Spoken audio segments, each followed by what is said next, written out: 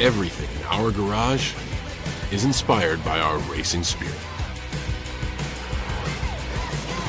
Race in for a great deal on the Honda CR-V. Only at the Honda Dream Garage Spring Event.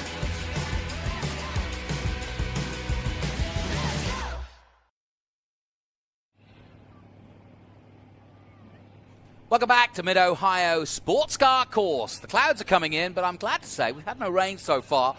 Was anticipated, but it hasn't actually shown up. As we look ahead now to our next race on the calendar, and that is Formula 4 for the USA. And this is where most of the young superstars of up-and-coming American racing start their quest to become an IndyCar driver, an FIA Formula 1 driver, or just basically a professional racing driver. It all starts here after maybe doing a little bit of karting, a little bit of sim racing, and then you finally get the chance to do the real thing in F4.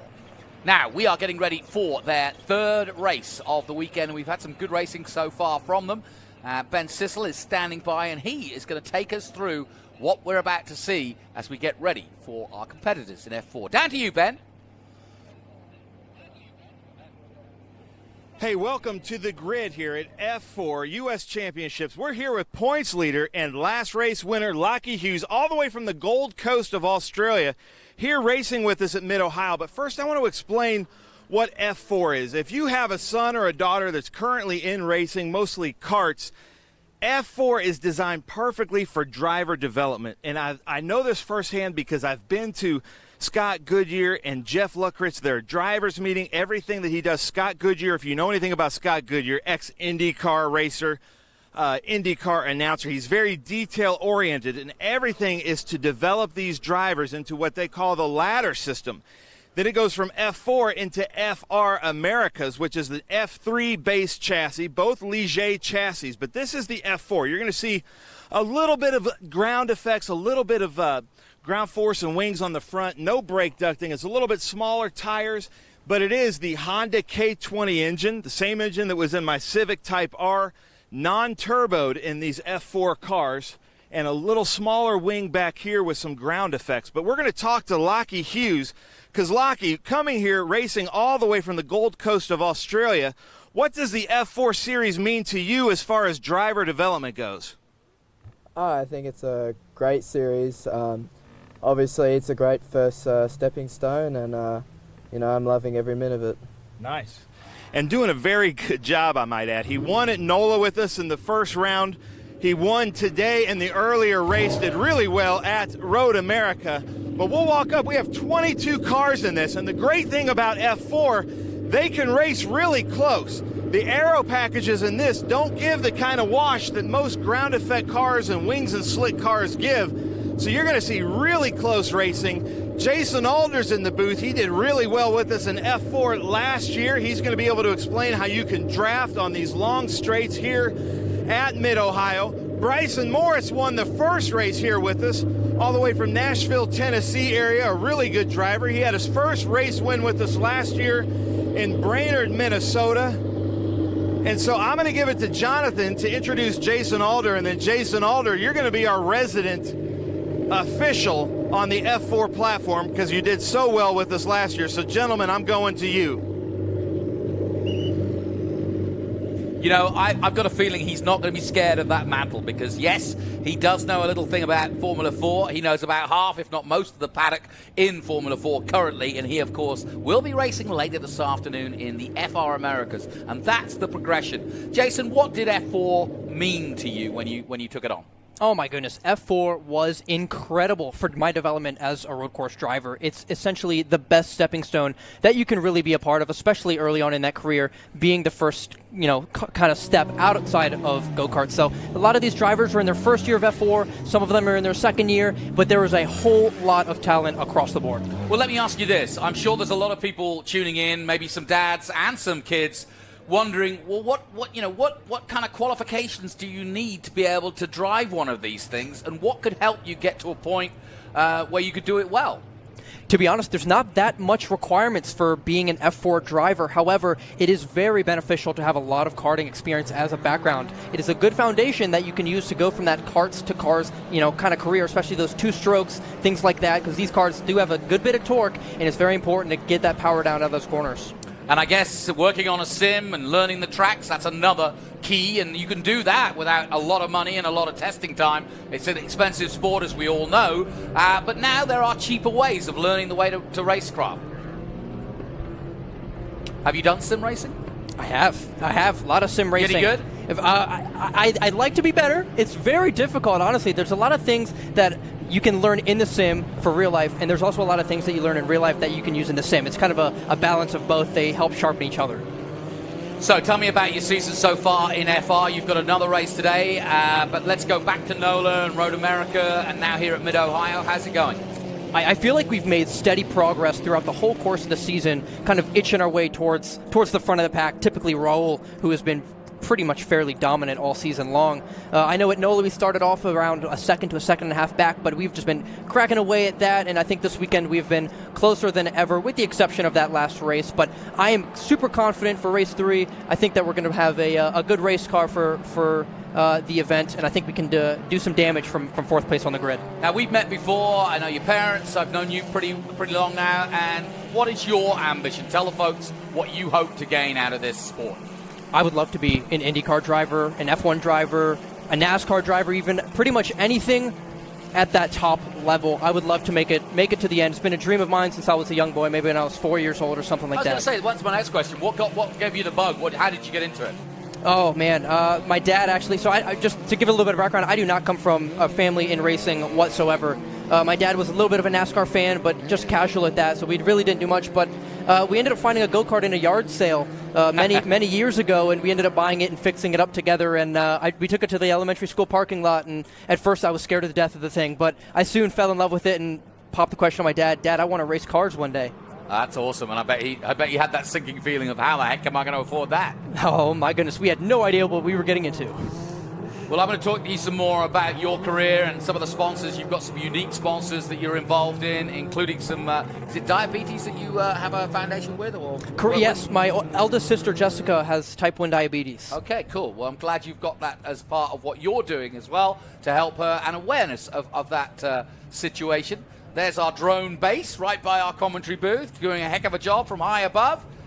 They have trouble landing the damn thing, though. They're doing point prizes to try and land it in these winds, but they're doing all right. Anyway, Formula 4 United States Championship. It's round 9 of the series, and in pole position it is the championship leader from the Gold Coast. You just heard from him there, and that is Lockheed Hughes. Do you know him? I have not had the pleasure of meeting Lockheed. He is one of those few drivers out there that I have not made the pleasure of meeting yet. But he has done an incredible job all season long as a rookie. It's his first year, and here he is leading the championship and coming off a fresh race win. Now, what happens here for the 53? Because he's way out of his pit box. And how did he get there, I wonder? That is not good. I don't know. But I guess as long as he's behind the line, I don't know if race control would have a problem with that. It'll be interesting to see if he gets to start from there. That's not where you want to be at all. It's a long way back on the grid, but let's see. I think they might roll them around again. Yeah, they will. Well, that does give me a chance. First and foremost, tell the guys how you get your sponsorship and tell us a little bit about your unique sponsor or your unique foundation in terms of watching diabetes. So a couple of years ago, that's when I had the pleasure of meeting Brent and Lacey Cool from Drive for Diabetes Awareness. It was at a Legends car race at Charlotte Motor Speedway, and they were handing out these pamphlets raising awareness for diabetes, and this instantly struck a heartstring with me and my dad at the time, as my sister has type 1 diabetes, and we didn't really do much then, back in 2019, but as the years have progressed, and here we are now in Formula Regional, there was a massive opportunity for both of us to kind of work with each other, for me to spread awareness about diabetes, as I'm so passionate about doing so, and for them as well, because they're huge race fans at heart, and they have an awesome setup here at the racetrack that they bring. They were at NOLA as well, and they couldn't make it to Road America, but they have a great setup. So for anyone who's in the stands or around in the paddock, please stop by the trailer, talk to Lacey, talk to Brent, they'll talk your ear off. Now, I just heard that from race control, this will be a rolling start now. Does that help? Do you prefer a rolling or a standing start? I am very familiar with rolling starts. That's what we did for a couple of years back in the Bandolero and Legend car days. So I knew that when I had to do a rolling start earlier this morning, I was very excited to do that, and we had a good start off of that. So I think that this is going to be a pretty good opportunity to see some of these drivers adapt, as some of them may have never done a rolling start before.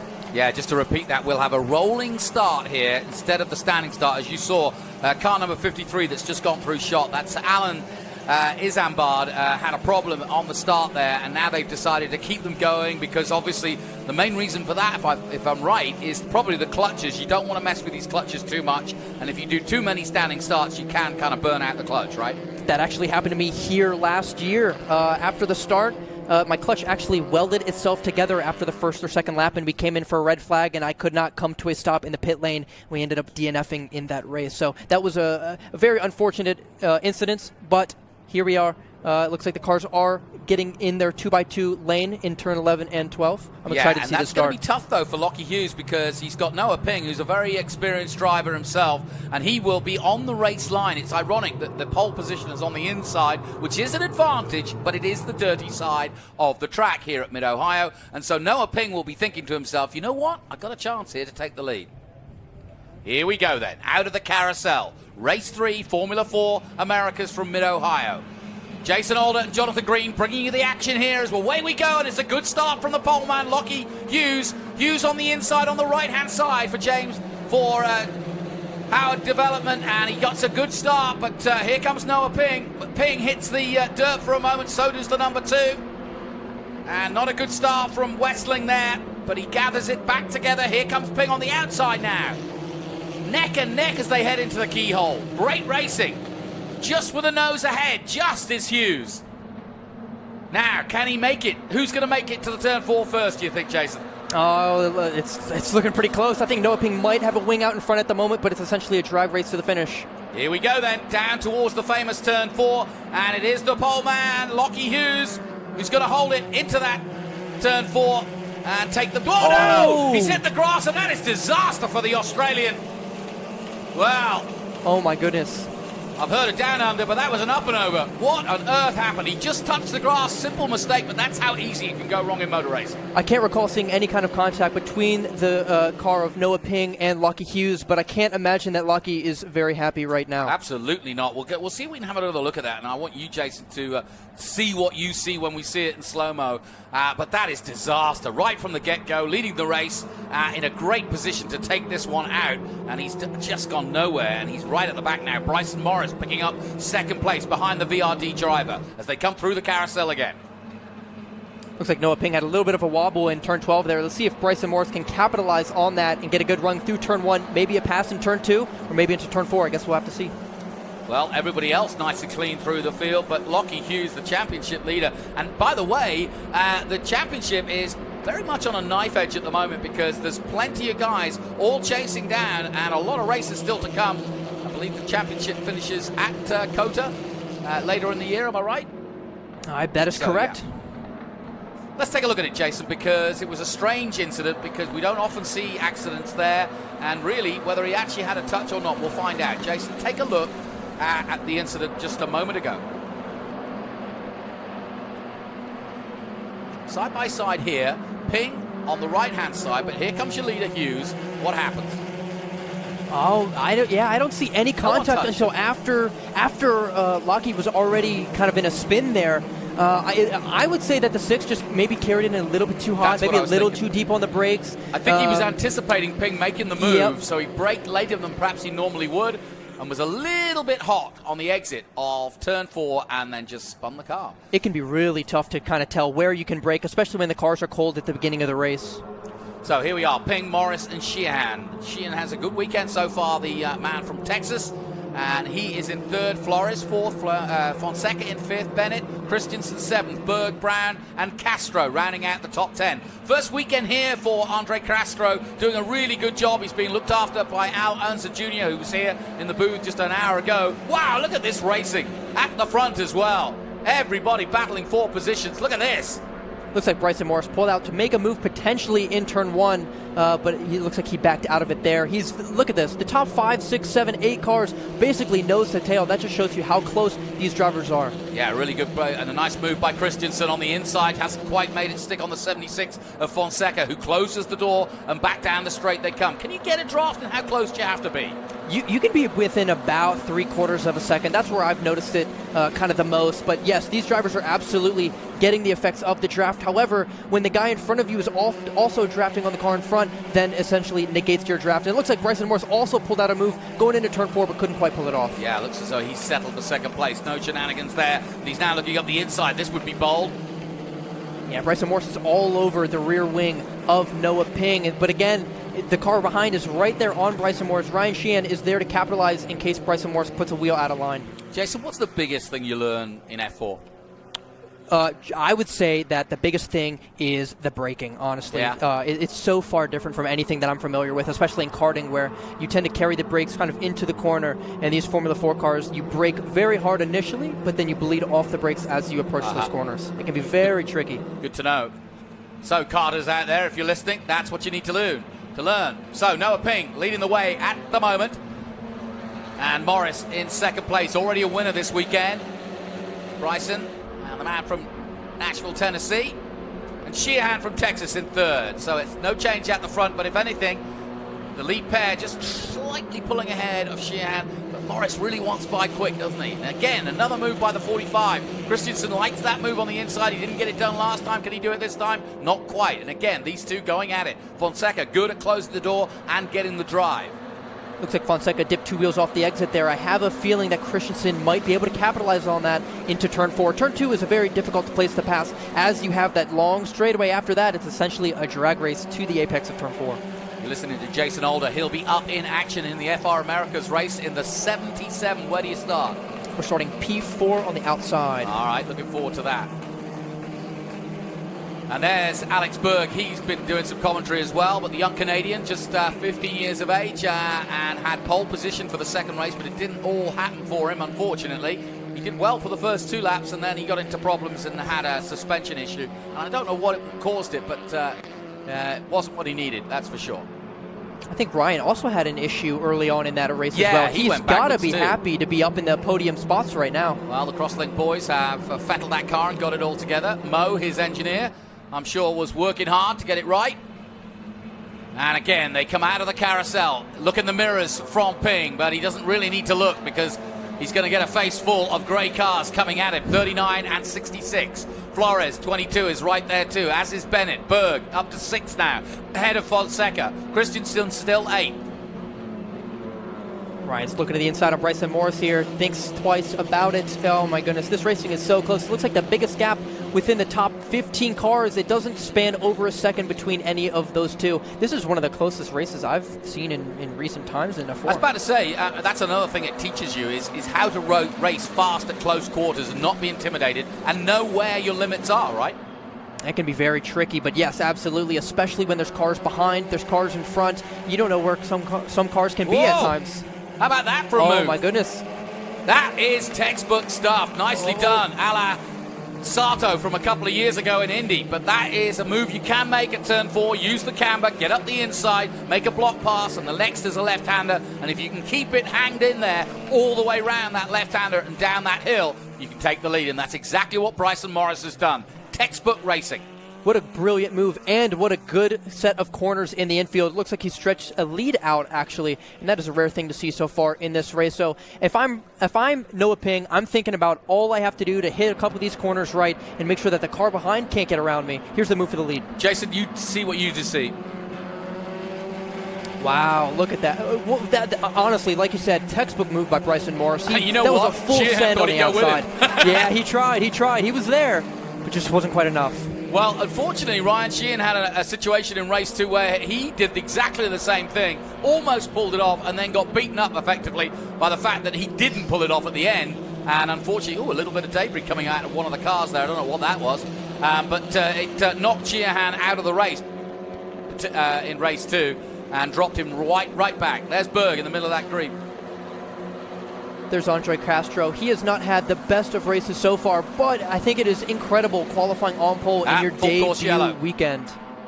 Now, we got a full course yellow, and I think we know the reason why. Let's find out, and we'll see it from the drone. And yep, there you go. Excellent stuff. That's the advantage of having the drone. We don't miss a thing. Excellent stuff. Just in front of the carousel there. So that's that's just by our commentary booth, or not far from. But that brings out a full course yellow. And everything settles down now. You catch your breath, I suppose, both mentally and physically. Yes, absolutely. It's very important when you have moments like this to take advantage of that and kind of just rest your hands a little bit, take a couple of deep breaths, keep your heart rate as low as possible, and just focus on keeping heat in the car for when we go green again. And physically, is there anything you can do to help your own physicality? Can you move about a bit or relax a little bit? Or are you just there's Al Unser Jr.? And is it his car? It could well be. Could it be Castro that's gone off, I wonder? Oh, actually, I think Andre Castro just drove by. But you know who I did not see? I did not see the green car of Fonseca. Ah, good point. Yes, and he's disappeared. You're right. Absolutely. Fonseca is the man. What a shame for him. He was having such a good race so far. Okay, but he has got going again, I'm glad to say, so he doesn't need to be looked after by the trucks. But he will recover, Fonseca in the 76, back to the back of the group. We'll see now.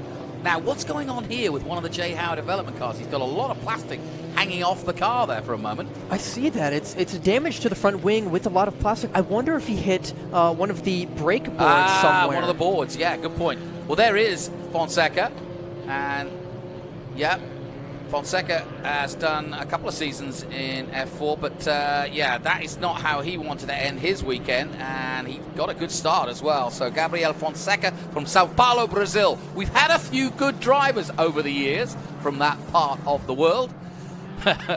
He says with tongue-in-cheek, because there's been thousands of great drivers from that part of the world, especially in the junior categories over the years. But of course, we all remember the names of the likes of Ruben Barrichello and of course the Ayrton Senna. Now, let's have a look at what's happened to this car, because there was some plastic hanging off the car. There's the broken wing. You can see the side end plate on the right-hand side of that car number 6. And how will that affect him? And that's Hughes we're talking about now. And there's that plastic. So, yeah, I think he's picked up a hoarding as well as taking a bit off the front wing. So, Lockheed Hughes there, the championship leader, in trouble. I think if I were him, I'd be a little bit worried, as if that falls off of the suspension, that's going to go right over top of either the radiator or the oil cooler, which would not be good. That actually could warrant coming in for a pit stop, assuming it moves out of that position. Well, he's down in 16th place, so there's not a lot to be gained. He can't gain that many places, I wouldn't have thought, and especially with that damaged wing. And it won't take long to put a new wing on, but you risk that in a pit stop, and, well, we're under caution. Yeah, interesting. We'll see what happens here. And for Fonseca especially, Mid-Ohio is notoriously difficult to pass at. I know in FR it's extremely difficult, but even when I was here in F4 last year, it was a tough place to pass at. Does that change your game plan a little bit, knowing that? Because, you know, if it's that much harder, do you sometimes settle for just, you know, position rather than trying to be too aggressive and failing? I think it depends on kind of where you are on the racetrack. If you're in 22nd, then yes, because essentially it would be very a point scoring position. But if you're in the front, especially if you're a championship contender, I mean, those 3 points for that pass could be the difference between winning or losing the championship. So if it's in the coming stages of the race and there's an opportunity that kind of presents itself, you have to capitalize on that.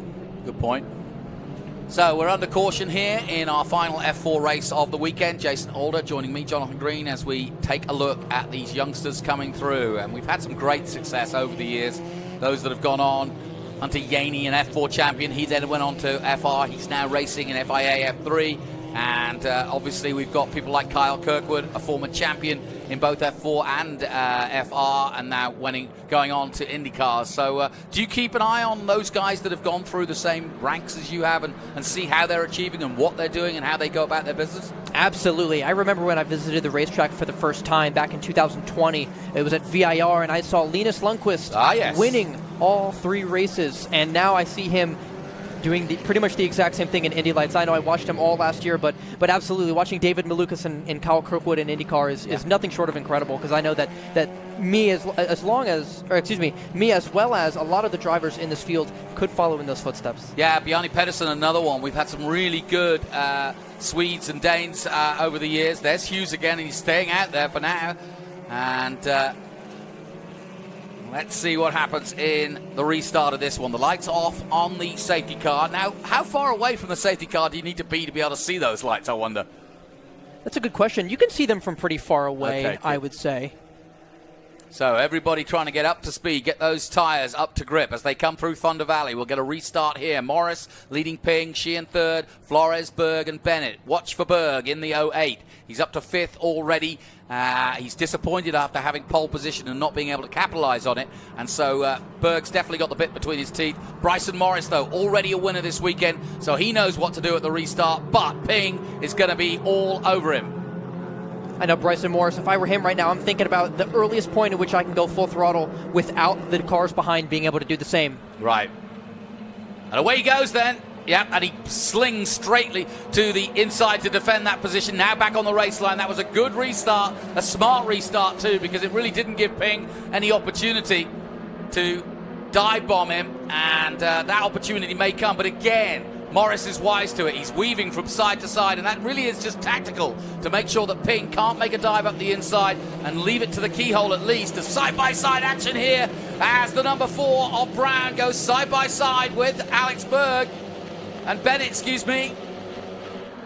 Looks like Morris and Ping had very good restarts. The gap to Sheehan opened up quite a bit after that restart. Now Sheehan's under pressure now from the 22 of Flores. Arturo Flores. And here are the leaders, and just holding on Bryson Morris for now. But look at this, side by side again. Flores just getting through in the Flexi-sponsored number 22. Flores is actually going to keep that position there. Alex Berg fancies his chances around the outside. Can't quite do it, the Canadian. What an incredible race for Arturo Flores. He might be on for his maiden F4 podium. Yes, that would be impressive. But boy, what's really impressing me right now is how close all of them are. Look at this group of 5 cars below us. Fantastic.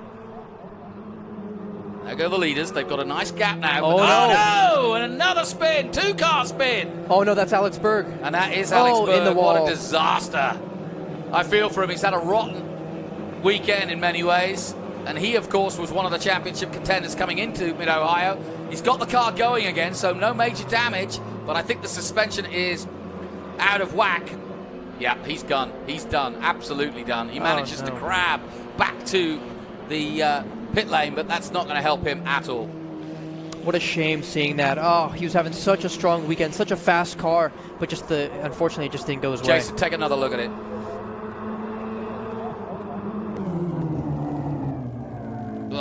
Oh, that's a tough call. Yeah, it's weird how Berg, he just hit the grass on his own. He wasn't like he was affected by that. I think he was racing hard and maybe too hard, but there you can see how badly damaged that suspension is. What a shame. I don't think I saw any kind of contact between any of the cars through turn 11 there. So the fact that we saw 2 spinning, I wonder if something was on the racetrack. I wonder if the racetrack was a little bit dirty, perhaps, because I know in my FR race, there's a lot of dirt that gets spit up there. He's not happy.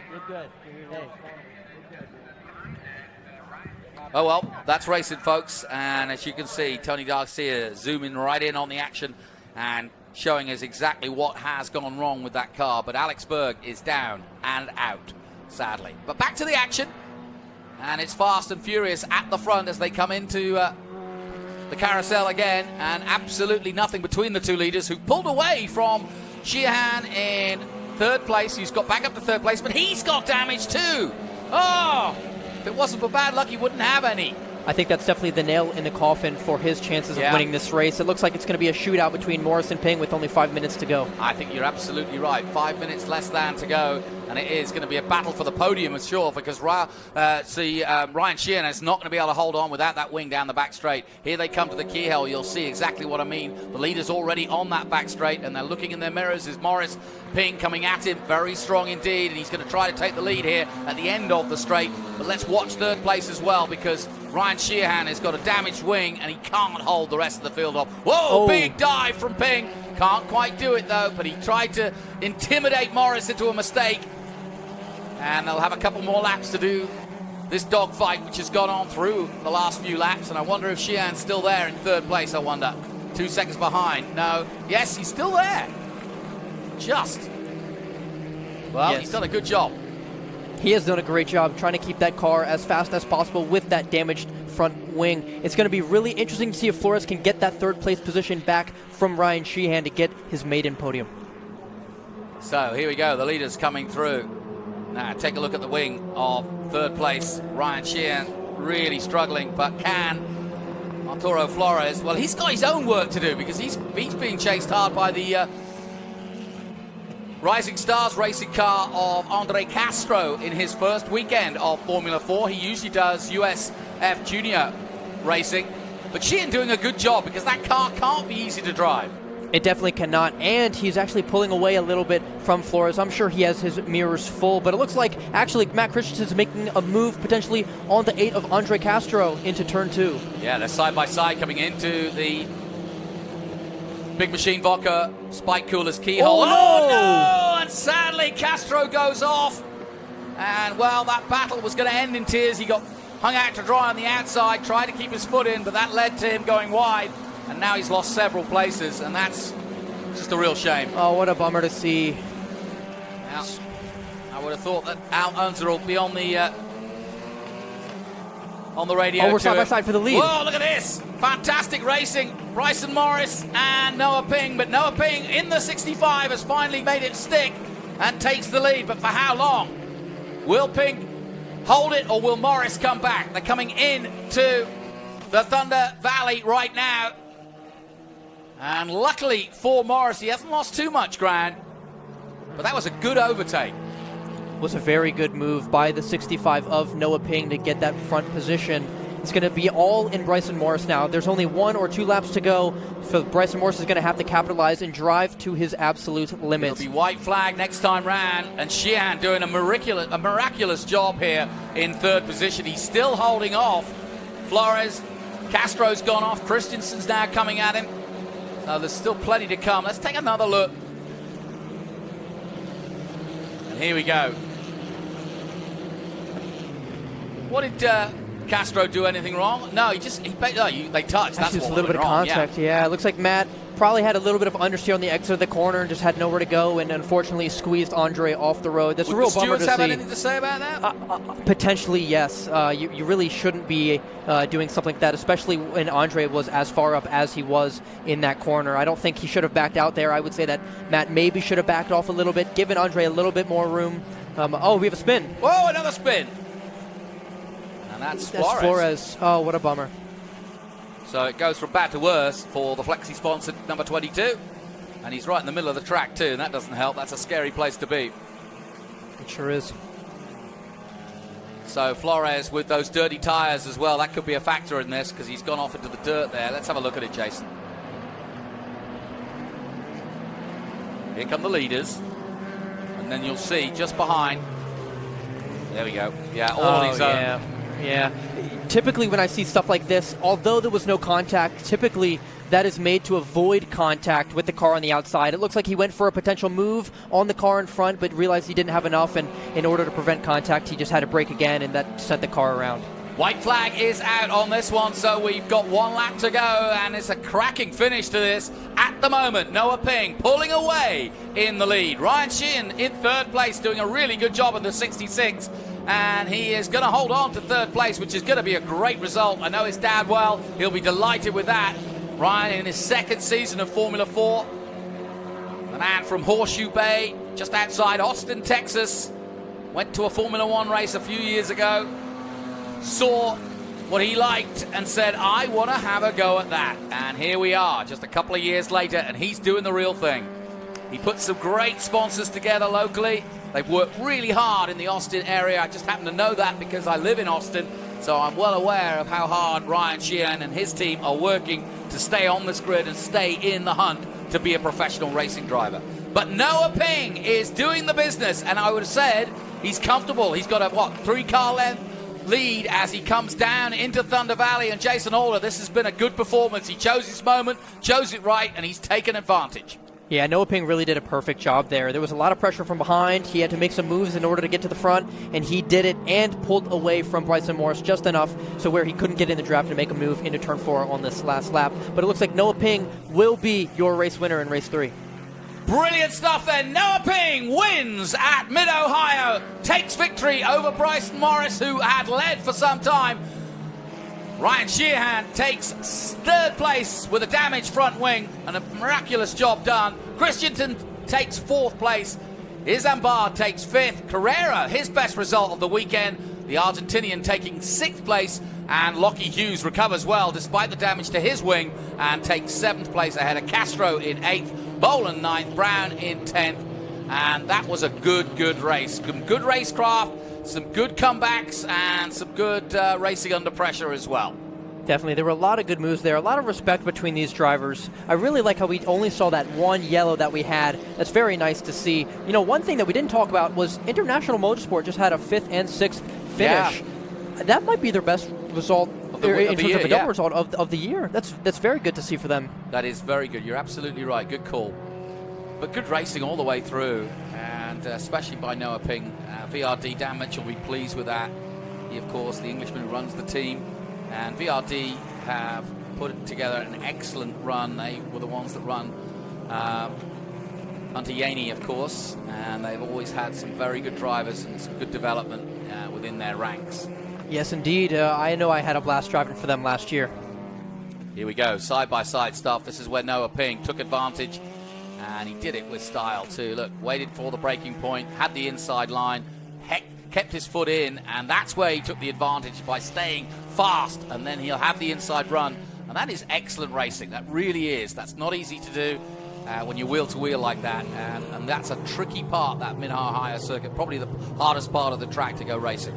Certainly. Going side-by-side through madness is definitely tough, and Bryson Morris did a great job. Noah Ping did a great job, and it was side-by-side all the way from Turn 4 through Turn 5 into Turn 6, but Noah Ping just had just enough to stay out in front of Bryson Morris. Well, that should inspire you for a move at Turn 4. I'll be waiting. Absolutely. Well, I've got Ryan coming in here to talk through your race, so that'll be fun to talk to because he knows all about that, having tried it twice. It didn't come off in race 2, but it did come off for him in race 3 because he's got a podium. Well, while we take a breath, let's take a look at some of the highlights from our F4 Race 3. And at the start, it was side-by-side action right from the get-go. And sadly, Lockheed Hughes going off on his own at the exit of Turn 4, just a little too hot. Hits the grass, and that's where it all ended. Fonseca in a great battle. And the 45 also going very well. That's Matt Christensen. But he got tight at the front. Very tight indeed, as Bryson Morrison had the lead. Bryson Morris had a win already this weekend. And then 2 spins there going round. Berg involved in that one. Alex Berg. And then more battles going on, and that was Castro going off, but he was actually taken out a little bit by Christensen. And then right at the end, Noah Ping taking the lead away. And once he got that lead, he never looked back, and that was brilliant stuff by him. He wins, Noah Ping. Let's head down to our man, Ben Sissel, who's going to talk to our winner, Ping. In fact, it's John Phippen, of course, the series commentator and the man, of course, who looks after Mid-Ohio as well. So let's head down to John Phippen, who's going to talk to our man, Noah Ping.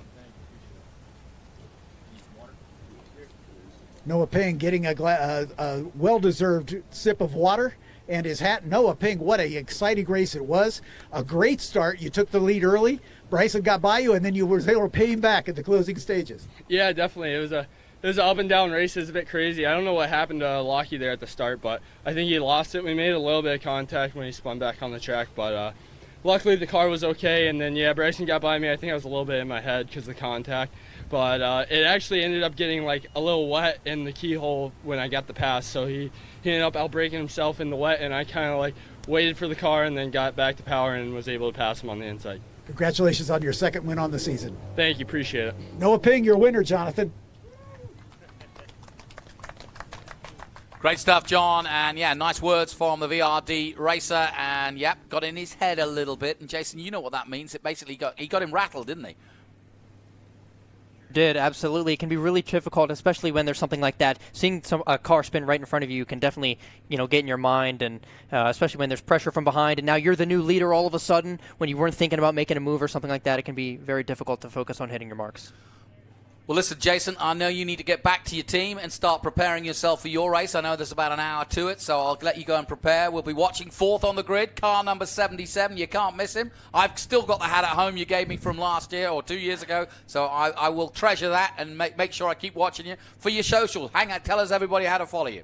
You can follow me at I am Jason Alder on pretty much every form of social media, so please head over there. We have awesome content, and please also go to Drive for Diabetes Awareness. Check out their setup there, and if you're on social media, check out Drive for Diabetes Awareness on Instagram and Facebook. Good words, and if you keep in touch, you might send you a hat. Thanks, Jason. Best of luck in your race 3. We'll take a short break here from Mid-Ohio. We'll be back with more action very soon.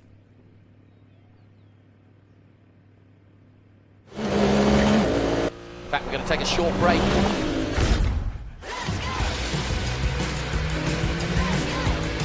Everything in our garage is inspired by our racing spirit. Race in for a great deal on the Honda CR-V. Only at the Honda Dream Garage Spring Event.